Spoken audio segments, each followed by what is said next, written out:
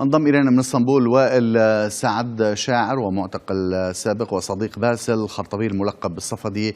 أهلا بك سيد وائل. بداية يعني هل لك أن تضعنا في صورة ما حدث وقصة باسل كونه تعذر لنا استضافة زوجته؟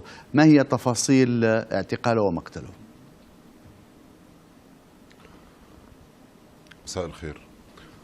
باسل خرطبيل أو باسل الصفدي كما كان معروفا اعتقل ب 2012. نعم. اعتقلته المخابرات العسكرية. نعم. بقي بالفرع 248 حوالي 8 أشهر. نعم. بعدين تحول لسجن صيدنايا العسكري. بعد سجن صيدنايا إلى سجن عدرا. بعد سجن عدرا إلى سجن صيدنايا، ومن صيدنايا إلى عدرا. تعرفت على باسل بالشهر السابع من عام 2013 بسجن عدرا. قضينا حوالي 2 و3 أشهر مع بعض إلى أن تم اقتياده إلى جهة غير معروفة في 23/10/2015. نعم. طيب هلا كيف كيف عرفت زوجة باسل انه تم تصفيته وقتله؟ عندك معلومات عن هذا الموضوع؟ أنا شخصيا ما عندي معلومات، ولكن يعني بطبيعة اللي كان متوافر داخل السجن أنه أي شخص بتيجي الشرطة العسكرية بتاخده من سجن عدرا وهو بمحاكمته ميدانية، للأسف أغلب الظن أنه يتم إعدامه. طيب يعني وائل مبرمج كمبيوتر، لماذا تم اعتقاله؟ شو التهم اللي اتهم بها؟ في شغلة لازم الناس تعرفها، أنه باسل هو كان من الأشخاص اللي اخترقوا موقع نتنياهو. باسل هو فلسطيني سوري. باسل من أشد المدافعين عن القضية الفلسطينية، ومن نعم. أشد الناس مشاركة بالثورة السورية. النظام السوري الفاشل، أي شخص بيشوف إسرائيل ونظام الأسد بنفس الخطورة فهذا خطر على النظام السوري. فورا يتم اعتقاله للأسف، يعني أو تصفيته يعني. طيب أنت يعني معتقل سابق أيضا وتم اعتقالك وخرجت من السجن، هل لك أن تحدثنا عن تجربتك وما يحدث مع المعتقلين؟ يعني عندما يتم تصفية هذا المعتقل هل تتم تصفيته لأنه تم التحقيق معه ويعني انتهى المراد من اعتقاله، أم كونه عبء على السلطات؟ ما الذي يحدث معكم؟ لا يوجد معايير لدى النظام السوري.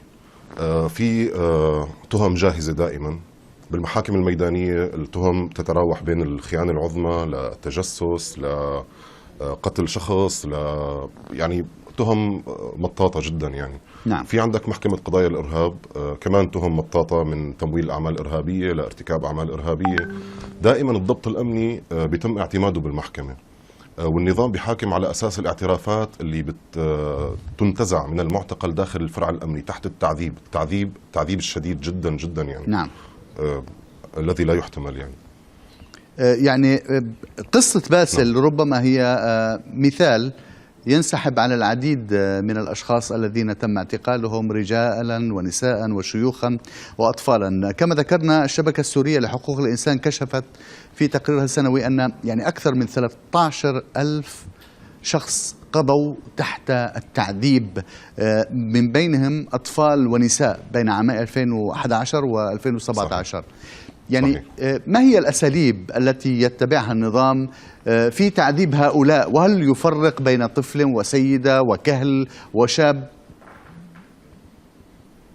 إطلاقا النظام لا يفرق أبدا بين طفل وبين شاب، بين مسن أو سيدة.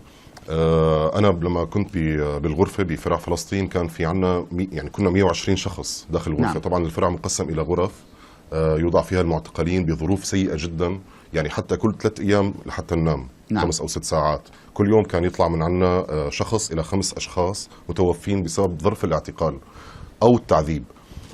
باسل ضل بهي المرحلة حوالي 8 أشهر تقريبا. نعم. غير الحبس الانفرادي اللي تعرض له أيضا.